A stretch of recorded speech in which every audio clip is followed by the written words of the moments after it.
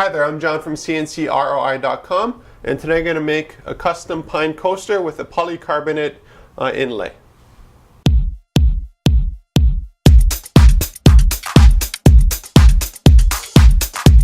Something that's really fun here in the shop is able to mix and match different materials that initially you wouldn't think actually work very well together. A great example of this is this pine and polycarbonate coaster.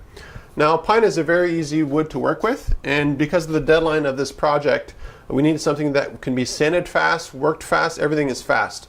If this was done out of oak, it would have probably doubled or tripled our production time, not just with the CNC router to do the actual wooden coaster here in the inlay, just because the wood is a lot harder, but also with the sanding. It takes a tremendous amount of time to sand oak versus pine or even basswood.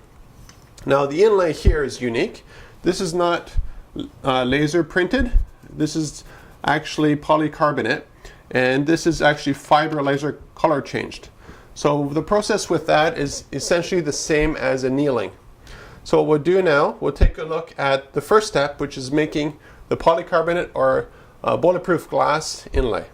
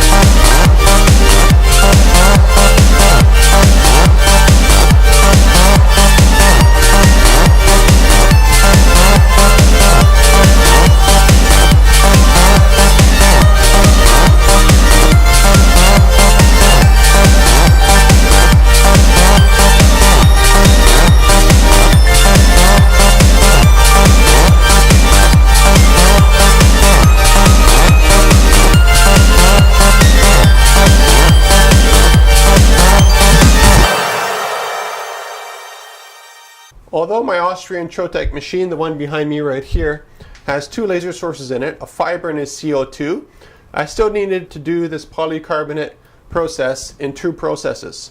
The reason being, polycarbonate is a very dirty material. Here's a look at it with the coating on it. So you can see it's really, really dirty.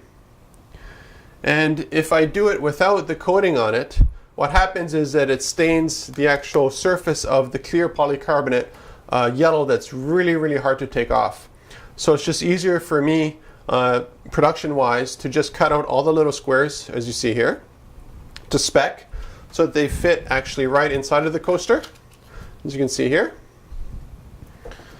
And then after that, actually do a secondary process of fiber color changing the surface of it. Now, I don't use CO2 to color change because CO2 just produces a hot mess. You get no resolution. It's just basically like putting a flame to plastic. It just bubbles and burns. Fiber is a lot more precise, and in this case here, 600 dpi resolution. So here's a look at polycarbonate. So this is, again, something just a piece of scrap. And you might say, well, that looks awful. So we'll take off the masking, and you already see it looks a lot better. And I'll take off the masking on this one. And then you can see it's optically totally clear. So it's amazing material to work with, but it is really, really nasty stuff to work with the laser. So that's, again, why a two-step process is a lot more efficient here.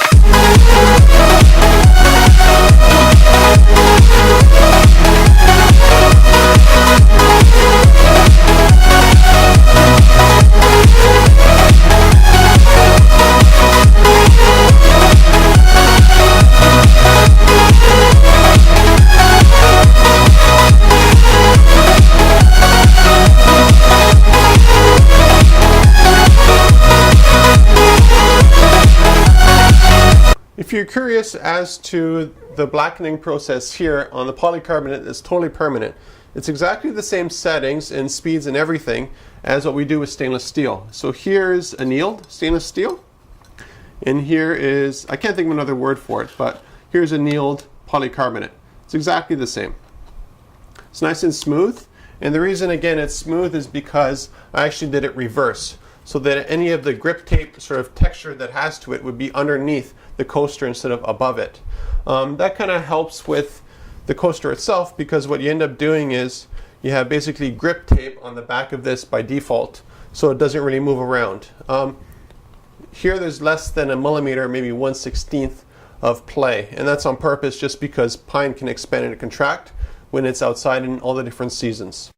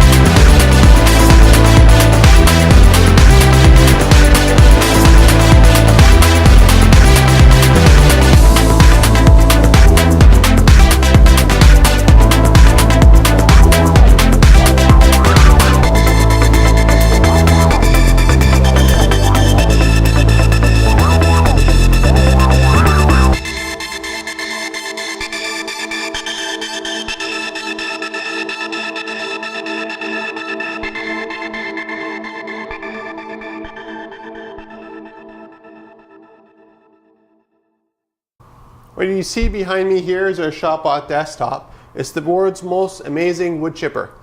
Because of this machine, we're able to make a coaster like this that's absolutely perfect. Now there's a lot of ways to hold stuff down with the CNC router. Unlike the laser that we use to make the inlay, the CNC router is actually a push and pull system, meaning that there's a two-way feedback and it's actually pushing through material. So you got to make sure it doesn't move on you, because you cut all the way through, all the way around. By the time you get around here, it's going to fly off the machine, because this bit here is spinning at around 12,000 RPM. So in this case here, what I did is I just left about 2 millimeters of wood at the bottom here. So I didn't go all the way through. I just went just enough to leave a little bit of a skin on the underside. Now the reason for that is there's two ways of holding it down for this process here. I could have used tabs, and tabs would have been like sort of elevated little pieces here that you cut all the way through, and then the bit goes up and then goes back down, and that leaves a little bit of a tab. The skin method, I just found it more efficient with this pine because it's very easy to sand, and as you will see later on, to bandsaw out. So let's take a look at our CNC router making these.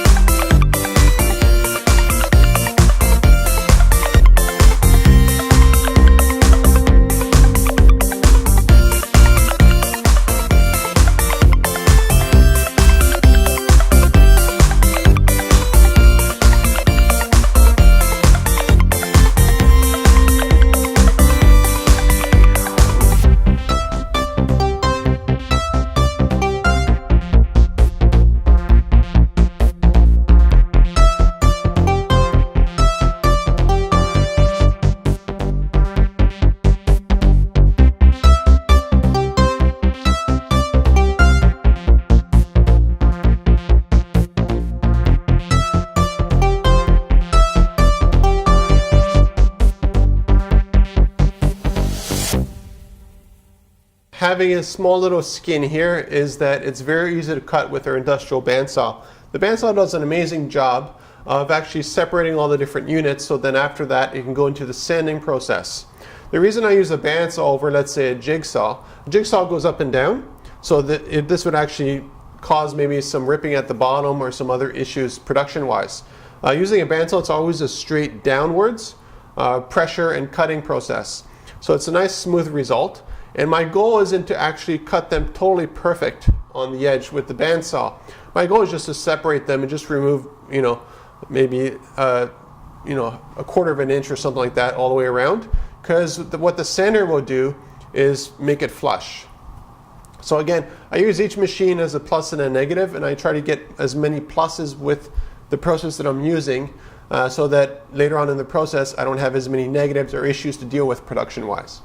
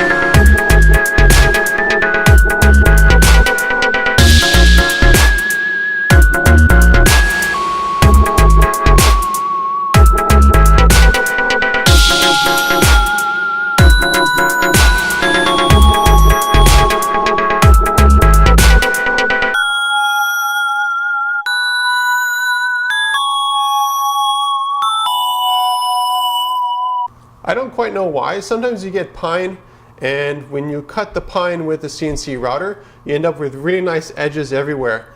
In this case here, the pine was just very, very stringy. And what that causes is a lot of the pine wood strings to go up. Because if you think about it, a CNC router is going through the material. It's essentially sanding all the edges at the same time, as you see here, while it's doing the cutting. And whatever kind of roughness there is left, the sander will take care of. Now the stringiness, again, is actually going straight up. So when you put all the stringiness straight into here, what's happened is you're just sanding all that stringiness right off. So it's a really easy process. Now for the 2mm skin, sanding it is actually pretty easy, because what you do is you feel it right away. So when you push into here, you're moving 2mm of material, and then all of a sudden, or maybe let's say 1/16 material as well, and then when you're pushing it in, all of a sudden now you have 3/4 inch or roughly 18mm. So you feel like it goes easy and then it just stops. And then you know right away you have a nice clean edge. Now in this case here, there are 72 units, this custom pine coaster with polycarbonate inlay to do. So the sanding was quite a fun process to do. So let's take a look at that. Something I want you to notice that I only noticed after looking at the time lapse is actually, if you look on the left edge, it almost looks like glaciers moving, but you have to remind yourself that this is actually just sanding. So it's actually like splinters and all the evil stuff in the wood slowly working its way down on the machine. So it's a pretty neat effect.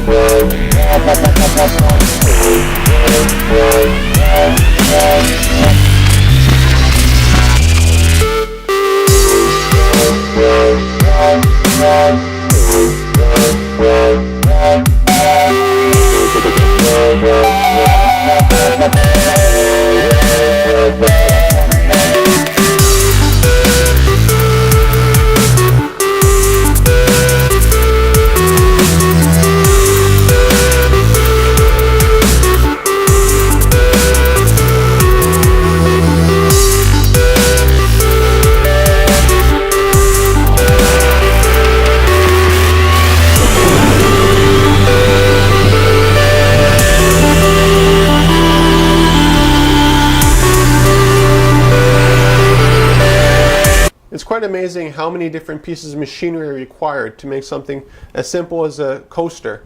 You wouldn't think polycarbonate would be a good fit for this, but it's perfect.